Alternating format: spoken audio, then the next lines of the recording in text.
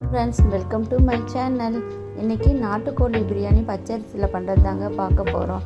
முதல்ல ஒரு 1/2 கிலோ நாட்டுக்கோழி எடுத்து குக்கரில் மஞ்சள் தூள் போட்டு 1 ஸ்பூன் மிளகாய் தூள், 1 ஸ்பூன் இஞ்சி, சிறிதளவு உப்பு, தண்ணி ஊற்றி குக்கரில் மூடி விசில் வச்சுக்கலாங்க. விசில் வரத்துக்குள்ளே பச்சரிசி ஒரு 2 டம்ளர் எடுத்து ஊற வச்சுக்கிட்டாங்க.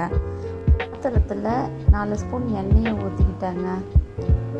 ஒரு 2 பட்டையும், ஒரு ஏலக்காவும், ஒரு 5 லவங்கமும், ஒரு மராட்டி மொக்கும், கடல் பாசி கொஞ்சமும், ஒரு 1/2 ஸ்பூன் சோம்பும் போட்டு வதக்கிட்டாச்சுங்க. கீரின 3 பச்சை மிளகாய் போட்டாச்சுங்க. அதோட 2 பொடியாக நறுக்கின வெங்காயத்தையும் போட்டு வதக்கிக்கிட்டாங்க. அதோடு ஒரு 10 இலை புதினா இலையும் போட்டு வதக்கியாச்சுங்க. இஞ்சி பூண்டு பேஸ்ட்டு ஒரு 2 ஸ்பூன் போட்டு வதக்கினாங்க.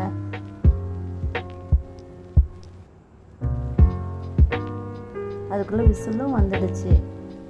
3 தக்காளியும் பொடியாக அரைஞ்சதும் அந்த கலவையோடு போட்டு நல்லா வதக்கிக்கிட்டாங்க. நல்லா வதங்கணுன்னு மஞ்சள் ஸ்பூன் 1 ஸ்பூனும் 3 ஸ்பூன் மிளகாய் தூளும் போட்டு நல்லா வதக்கியாச்சுங்க. அது இந்த பதத்துக்கு வரும்போது வெந்திருக்கிற சிக்கனை எடுத்து பிரியாணி சட்டியில் போட்டுங்க. லாஸ்ட் டைம் சீரக சம்பாவில் ஒரு பிரியாணி பண்ணாங்க. அதை சட்டியிலேயே கறி வேகிற அளவுக்கு வதங்க விட்டுட்டு அதுக்கப்புறம் தண்ணி ஊற்றி அரிசி ஊற்றினாங்க. நமக்கு தேவையாக இருக்கிற அளவுக்கு இப்போ உப்பு போட்டுக்கிட்டாச்சுங்க. போட்டு 1/4 டம்ளர் தயிர் மட்டும் இதில் ஊற்றிட்டு நல்லா வதக்கிக்கணுங்க.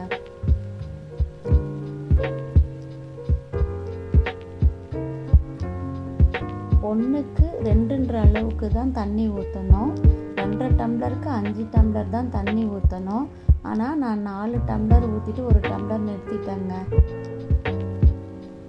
அது பச்சரிசின்றதுனால குழஞ்சிரும்ன்றதுனால. அப்புறம் புதினாவும் கொத்தமல்லியும் தூவிட்டு ஒரு கலக்கிட்டு கொதி வர வரையும் மூடி வச்சாச்சுங்க. கொதி வந்த உடனே வடிகட்டின அரிசியும் அதில் போட்டுட்டு அரிசி நல்லா கலக்கி விட்டுட்டு அது வெந்து வர வரைக்கும் மூடி வச்சாச்சுங்க. அரிசி 3/4 பதத்துக்கு வெந்துடுச்சுங்க. வெந்த உடனே ஒரு கலக்கிட்டு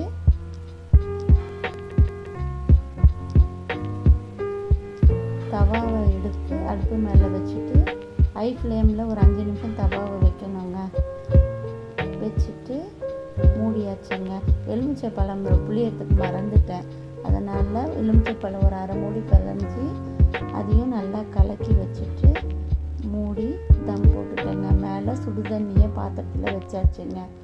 ஒரு 5 நிமிஷம் கழித்து ஸ்லோ ஸ்லிமில் வச்சுட்டு 15 நிமிஷம் கழித்து அணைச்சிட்டா உதிரியாக பச்சரிசி நாட்டுக்கோழி பிரியாணி ரெடிங்க. இந்த சுவையும் மனமும் எப்படி இருக்குன்னு பார்த்துட்டு கமெண்ட் பண்ணுங்கள், லைக் பண்ணுங்கள், ஷேர் பண்ணுங்கள், சப்ஸ்கிரைப் பண்ணுங்கள். தேங்க்யூ.